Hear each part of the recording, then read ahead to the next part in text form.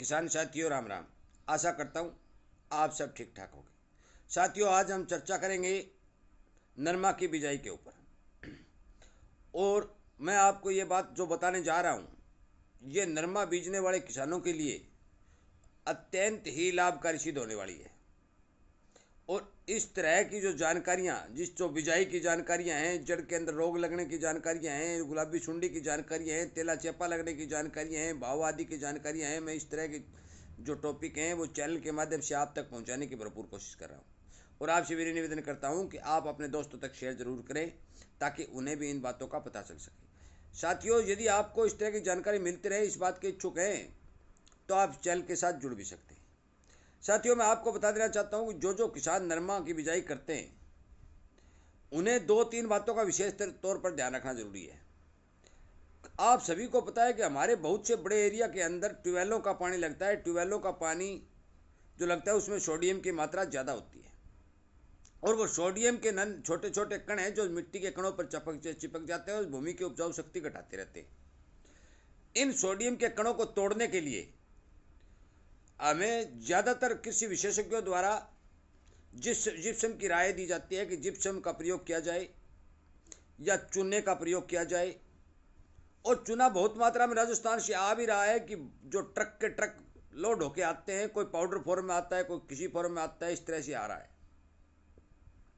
परंतु मैं आपको एक ऐसा प्रोडक्ट बताने जा रहा हूं जो आपके लिए अत्यंत गुणकारी सिद्ध होगा, सस्ता भी होगा, छिड़कने भी आसानी होगी। मैं आपको बता दूं कि यदि आप बुझे हुए चूने का प्रयोग करेंगे जो पाउडर फॉर्म में आता है, वो इतना सफेद रंग और महीन पाउडर होता है कि उसको अकेला नहीं छिड़का जा सकता।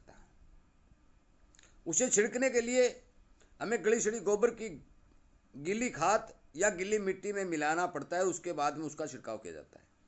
साथियों, मेरी राय है कि आप इस बुझे हुए चूने को, जो शुद्ध चूना होता है जिसमें कैल्शियम की मात्रा अच्छी भरपूर 80% तक उसमें कैल्शियम की मात्रा होती है, उस चूने का प्रयोग करें। और उस चूने के साथ साथ आप 5 किलो सल्फर प्रति एकड़ के हिसाब से उसका प्रयोग करें। ये दोनों का मिश्रण जो होगा ये जितने भी सोडियम के कण हैं जो मिट्टी के कणों के ऊपर चिपके हैं उन्हें तोड़ देगा। और जब बरसात होगी या नहर का पानी लगाएंगे तो वो पौधे की जड़ों से नीचे चले जाएंगे और पौधे की जड़ों को नुकसान नहीं करेंगे। साथियों, बहुत से किसान भाई जिप्सम खरीद रहे हैं, जो बाजार से भी जिप्सम आ रही है, बहुत सी फैक्ट्रियों में भी जिप्सम बनाई जा रही है। यदि आपके नज़दीक कोई अच्छी फैक्ट्री है और अच्छा प्रोडक्ट दे रही है तो आप जिप्सम का भी प्रयोग कर सकते हैं। परंतु इसमें ध्यान रखने योग्य बात यह है कि जिप्सम के अंदर वो कैल्शियम और सल्फर दोनों प्रोडक्ट बताते हैं। हमें इसकी शुद्धता का पता नहीं है, क्योंकि बहुत से किसानों की जो फोन आ रहे हैं, जो शिकायतें आ रही हैं, वो उनका कहना है कि जिप्सम का रिजल्ट कम है।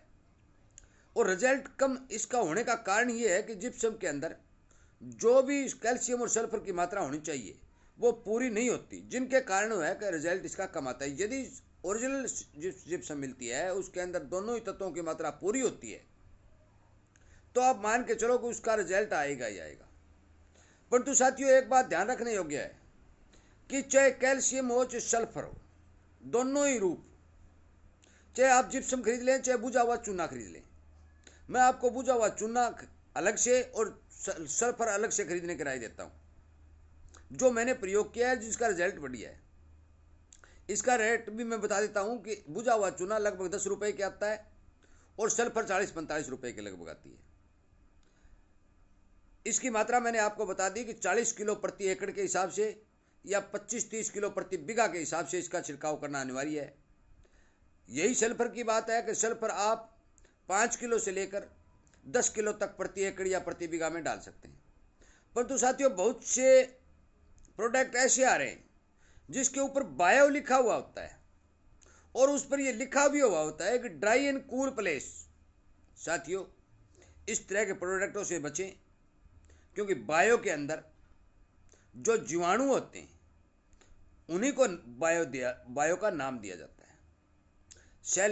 कैल्शियम के, सल्फर के जितने भी जमीन के अंदर जीवाणु होते हैं वो जमीन के अंदर जीवाणु मौजूद होते हैं और ऊपर से उन जीवाणुओं की संख्या बढ़ाने के लिए हमें वो जीवाणु डालते भी हैं। परंतु यदि आप ये बायो वाला प्रोडक्ट खरीद लेंगे तो इस प्रोडक्ट को बहुत ही सावधानी पूर्वक यूज करना पड़ेगा, क्योंकि इसके लिए तापमान 25 डिग्री से ऊपर होना सही नहीं है। यदि तापमान 25 से ऊपर होगा तो ये जीवाणु कतई काम नहीं करेंगे और ना ही ये जीवाणु बढ़ेंगे, ना ये इस थैले के अंदर जिंदा मिलेंगे। दूसरी बात, जो थैला ट्रकों में लोड करके होता है, जो बायो का होता है, जिसमें जीवाणु उसमें मौजूद होते हैं, तो ट्रकों के अंदर इतनी गर्मी पैदा होती है उन थैलों के अंदर कि वो जो है जीवाणु डेड हो जाते हैं और वो मर जाते हैं। किसान उसको उठा के खेत में डाल देता है, तो इसका कतई रिजल्ट आने वाला नहीं है। साथियों, बायो खाद तभी खरीदें, बिल्कुल नई खाद हो, आपके नज़दीक कोई सेंटर हो और आप गीली ज़मीन में ठीक मौसम में यदि खेत में प्रयोग कर सकते हैं तो आप बायो का प्रयोग कर सकते हैं। बायो के भी रिजल्ट अच्छे हैं। परंतु दूर दराज से आई हुई बायो खाद या फिर ट्रकों में लोड होकर गर्म तापमान में आई हुई बायो खाद खेतों में कतई कामयाब नहीं है। हाँ, कार्बन जरूर बढ़ाती है, परंतु इतना कार्बन नहीं बढ़ाती कि जितना उसके ऊपर लिखा होता है। कई बैगों पर अनेकों चीज़ें लिखी हुई मिलेंगी, इतना इतना कैल्शियम है, इतना मैग्नीशियम है, इतना फलानी चीज़ है, इतना फलानी।